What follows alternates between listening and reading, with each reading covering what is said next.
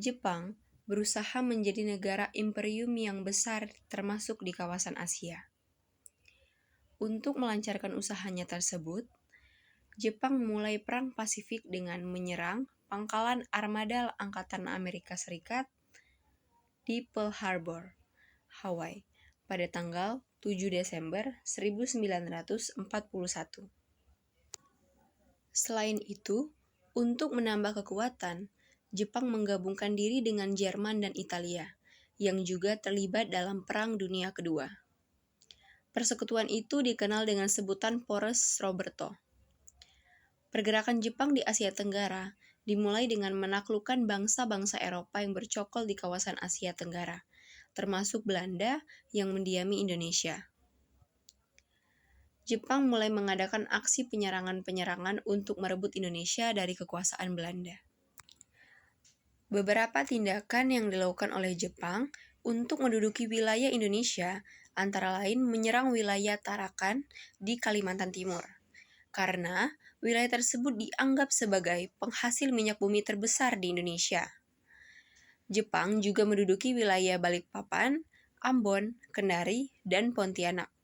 Pada bulan Februari 1942, Jepang berhasil menguasai Palembang. Jepang juga melakukan serangan pada Belanda di Pulau Jawa, karena dianggap sebagai basis kekuatan politik dan militer Belanda. Adapun serangan-serangan pasukan Jepang di Jawa diawali pada tanggal 1 Maret 1942. Jepang mendarat di Teluk Banten, Indramayu, dan Bojonegoro. Kemudian, pada tanggal 5 Maret 1942, kota Batavia jatuh ke tangan Jepang.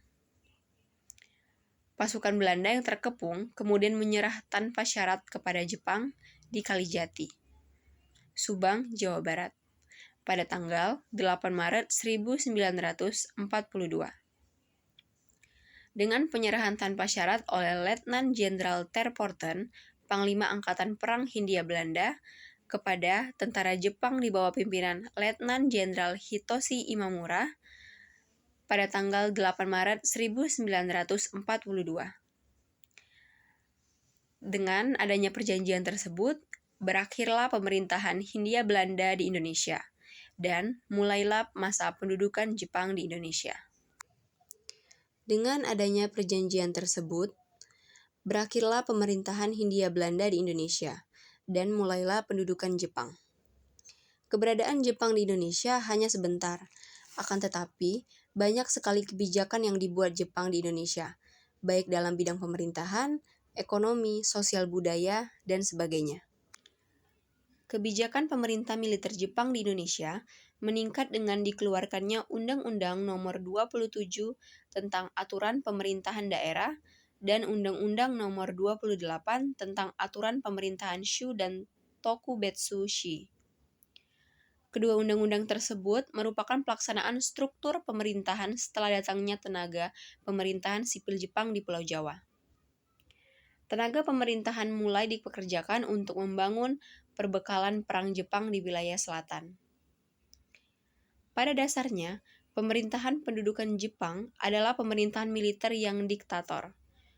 Untuk mengendalikan keadaan tersebut, pemerintahan Jepang membagi wilayah Indonesia menjadi 3 bagian, yaitu yang pertama, Jawa dan Madura diperintah oleh tentara ke-16 dengan pusatnya di Batavia. Lalu Sumatera diperintah oleh tentara ke-25 dengan pusatnya di Bukit Tinggi, Sumatera Barat. Kemudian yang terakhir, Indonesia bagian timur seperti Kalimantan, Sulawesi, Nusa Tenggara, Maluku maupun Irian Jaya diperintah oleh tentara kedua Angkatan Laut dengan pusatnya di Makassar, Sulawesi Selatan.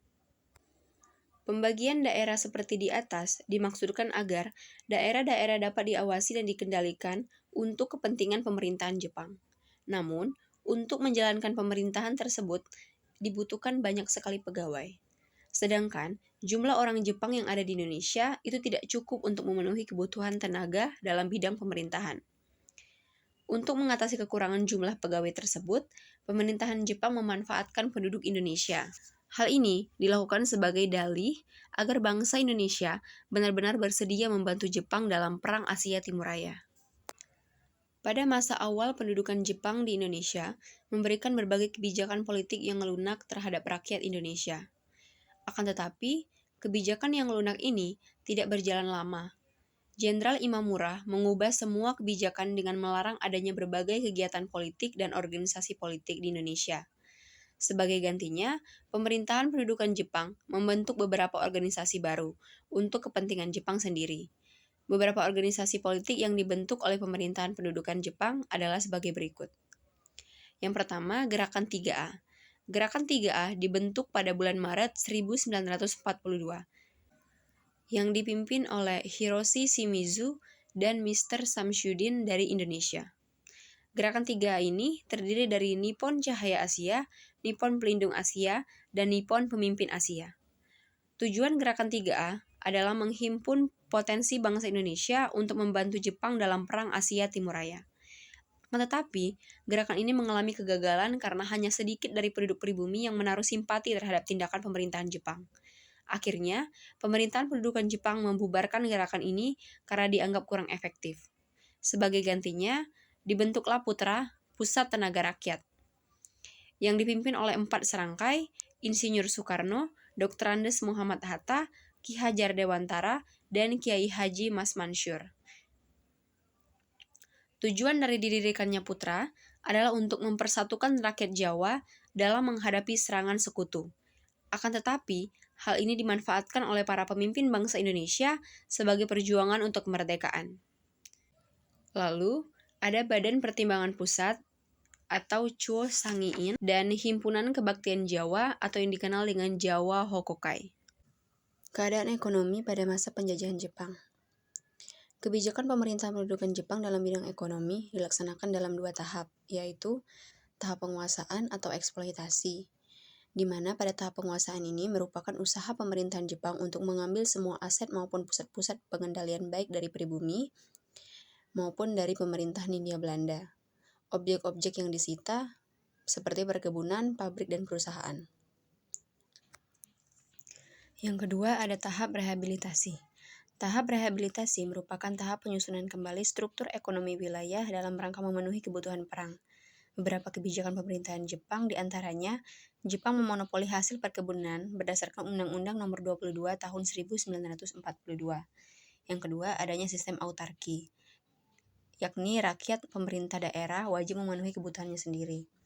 Lalu sistem tonarigumi. Dan yang terakhir, Jepang memperlakukan mobilitas sosial yang meliputi kinrohoshi atau latihan kerja paksa, pelaksanaan romusa atau kerja paksa. Keadaan sosial budaya pada masa pendudukan Jepang. Pembentukan romusa. Romusa adalah panggilan bagi orang-orang yang dipekerjakan secara paksa pada masa penjajahan Jepang di Indonesia. Romusa pada awalnya dilaksanakan secara sukarela, akan tetapi lama-kelamaan dilaksanakan secara paksa. Keadaan para romusa sangat memprihatinkan. Mereka hanya mendapatkan sedikit makanan dan bekerja tanpa diberi upah, sehingga banyak yang menderita kelaparan dan meninggal. Pembentukan tonarigumi. Tujuan pemerintahan pendudukan Jepang membentuk tonarigumi adalah untuk mempermudah pengawasan dan pengerahan penduduk. Lalu yang ketiga adalah doktrin kemakmuran Asia Timur Raya. Pada masa pendudukan Jepang di Indonesia, perkembangan budaya Jepang berkembang dengan cepat. Salah satunya adalah seni pertunjukan tradisi Jepang atau seni sandiwara. Lalu kebijakan Jepang dalam bidang militer dan pendidikan. Kebijakan Jepang di bidang militer, Jepang membentuk organisasi semi-militer dan organisasi militer. Organisasi semi-militer diantaranya Seinendan, Keibodan, dan Fujinkai. Lalu organisasi militer yang dibentuk oleh Jepang ada Heiho dan PETA. Kebijakan Jepang dalam bidang pendidikan. Beberapa kebijakan yang dilaksanakan oleh pemerintah Jepang dalam bidang pendidikan didasarkan pada 3 prinsip, yang meliputi beberapa hal sebagai berikut. Penataan kembali pendidikan. Penataan kembali pendidikan pada masa pendudukan Jepang bertujuan untuk mempermudah pengawasan serta koordinasi dalam tiap jenjang. Jepang mengelompokkan sekolah menjadi 2 bagian, yaitu sekolah umum dan sekolah guru. Yang kedua, peningkatan peran guru. Guru memegang peranan yang menentukan dalam mencapai sasaran pendidikan. Oleh karena itu, guru harus dididik terlebih dahulu. Pada 2 Juni 1942, diadakan kursus yang diikuti oleh 122 guru dan dari berbagai daerah di Jawa. Lalu yang terakhir, penghapusan pengaruh Belanda di sekolah. Pemerintahan pendudukan Jepang berusaha untuk menghilangkan pengaruh Belanda di Indonesia.